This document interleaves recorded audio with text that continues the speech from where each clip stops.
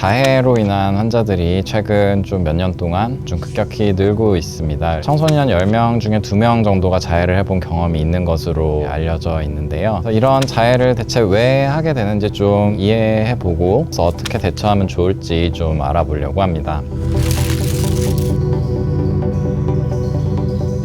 네, 안녕하세요. 저는 이제 서울 아산병원 정신건강의학과의 이태엽입니다. 지금 이제 소아청소년 정신건강에 관련해서 좀 전문적으로 진료하고 연구하고 있어요. 보통 이제 자해라고 하면은 스스로 자신에게 상처를 내거나 자신을 해롭게 하는 행동을 이야기합니다. 흔히는 이제 커터칼 같은 걸 이용해서 이제 뭐 팔이나 이런 곳에 상처를 내기도 하고, 조금 더 넓은 범위로 좀 생각을 해보자면 뭐 자해 목적으로 약을 과량 복용하는 경우들도 해당될 수 있겠어요.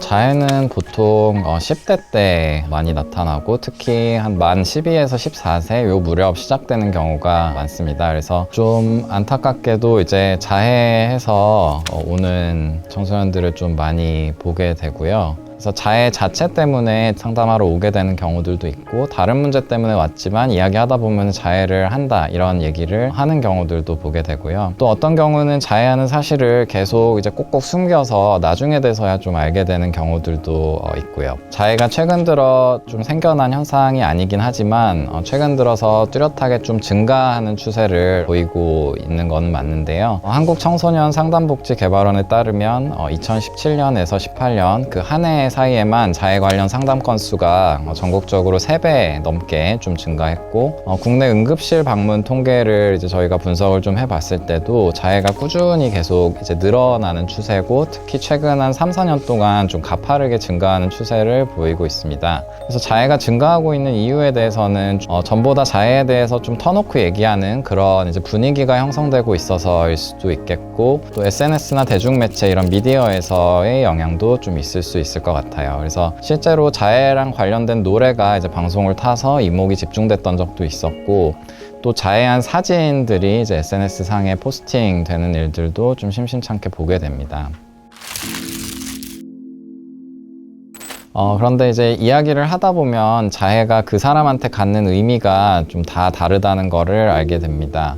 너 왜 그렇게 한 거야? 이제 이렇게 좀 물어보면은 모르겠다고 대답하는 경우가 되게 많아요. 그렇게 모르겠다고 얘기하는 게 말하고 싶지 않아서 그렇게 대답을 할 수도 있지만, 정말로 잘 모르겠어서 그렇게 대답하는 경우들도 많습니다. 내가 한 행동인데 왜 그걸 모르지? 이러고 좀 의아해하실 수도 있겠지만, 이제 자해를 할 때는 나도 뭐가 뭔지 모르겠는 상황, 좀 혼란스럽고 이제 모든 게 엉망이고, 그래서 이제 왜 했는지를 말로 표현하기가 되게 어려울 수도 있어요. 그래서 이제 제일 먼저 좀 생각해 볼 수 있는 거는 자해가 그 하는 사람한테 진통제 같은 역할을 한다는 건데요. 그래서 자해를 함으로 인해서 어떤 되게 심했던 마음의 고통이 육체적인 고통으로 좀 바뀌고 좀 뭔가 편해지는 느낌이 든다고 이야기하는 경우가 많습니다.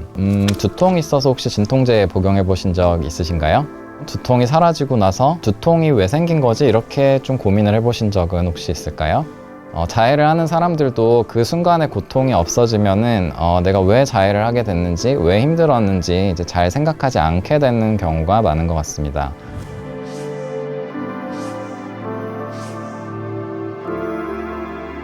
또 다른 이유들 중에는 자기 자신을 좀 학대하기 위해서 그런 경우도 있습니다. 그래서 스스로가 좀 너무 싫어질 때, 스스로가 좀 미워질 때 자기 자신을 벌주는 그런 의미를 자해가 갖기도 하고, 살아있다는 거를 느끼려고 자해를 하는 경우들도 있습니다. 그래서 모든 게 이렇게 흑백처럼 보이고 뭔가 텅 빈 느낌이 들 때, 그럴 때 자해를 하고 피를 보면은 내가 살아있는 거를 느낀다고 이야기하는 분들도 있습니다. 또 자해가 이제 회피의 수단으로 이용되기도 하는데요. 회피하고자 하는 상황은 자기가 싫어하는 상황일 수도 있고 뭐 불안한 상황일 수도 있고요. 근데 그런 것들을 피하기 위해서는 자해가 최선의 방법이다 이렇게 생각을 하는 경우들도 있습니다. 그러면서 또 한편으로는 그렇게 피하려고 하는 자신에 대해서 되게 죄책감을 갖기도 하고, 그럴 때 자해를 더 하기도 하고요.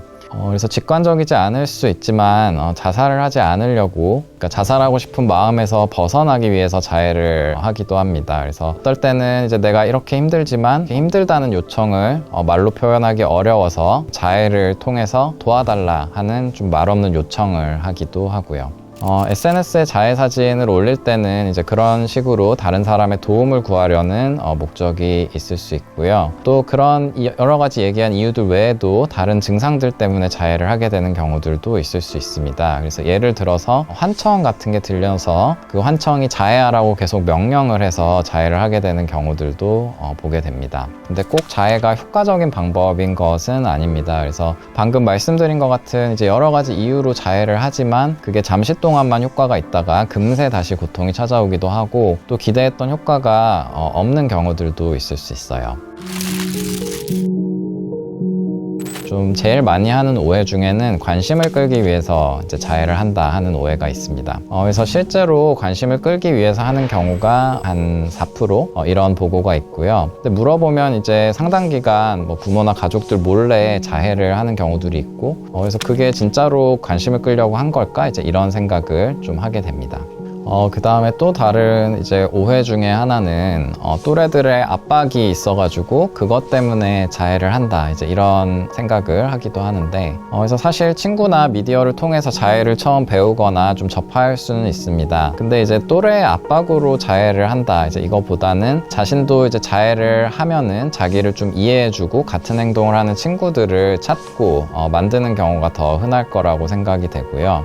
또 그 사람이 이제 변해서 자해를 하지 않게 된다면 그 친구들로부터 다시 멀어질 수도 있고요.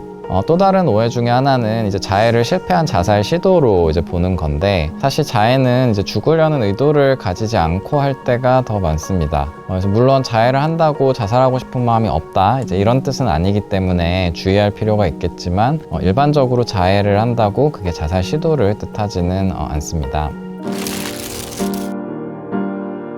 그래서 의도했던 것보다 상처를 더 깊게 좀 상처가 크게 나서 스스로도 당황하게 되는 경우들도 있고요. 또 자해를 하고 나면은 스스로가 좀 한심하게 느껴지거나 스스로가 더 미워지기도 하고 그것 때문에 또 좀 위험해지는 상황이 생길 수도 있고요. 또 흉터도 남게 되고 이런 자해가 계속 지속이 되면은 점점 더 위험한 그런 자기 파괴적 행동으로 이어질 수 있습니다. 그래서 실제로 자해를 하는 사람들은 자살 위험성이 그렇지 않은 사람보다 10배 가까이 올라간다는 연구 결과들도 있어서 자해를 너무 가볍게 볼 일은 아니라고 생각을 해요.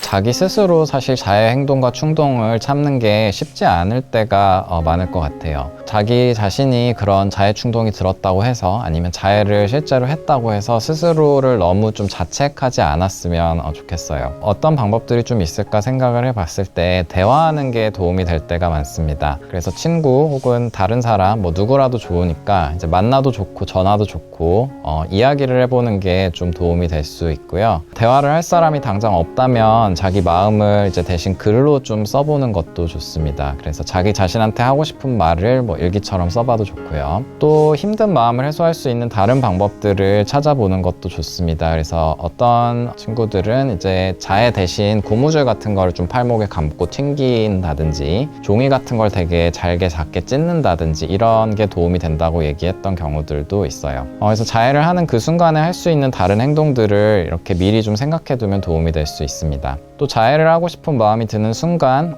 그 상황과 장소를 좀 벗어나는 것도 방법이 될 수 있는데, 자해 충동이 빠르게 생겼다가 빠르게 줄어들기도 하기 때문에 도움이 될 수도 있습니다. 근데 결국 이런 충동이 줄어들려면 어떤 상황에서 자기가 어떤 마음으로 좀 자해를 하게 되는지를 파악하고 자기 마음, 그 다음에 자기 감정이 좀 달라져야 하고 스스로가 미운 마음, 죄책감이 드는 거 그런 게 좀 줄어들어야 하고요. 또 우울증처럼 동반된 증상이 있을 때는 그거에 대해서 치료하는 것도 좀 중요합니다. 이런 과정들이 좀 스스로 하기에는 어려운 경우도 많아서 전문가와 주변의 도움을 구하는 게 좋을 것 같아요.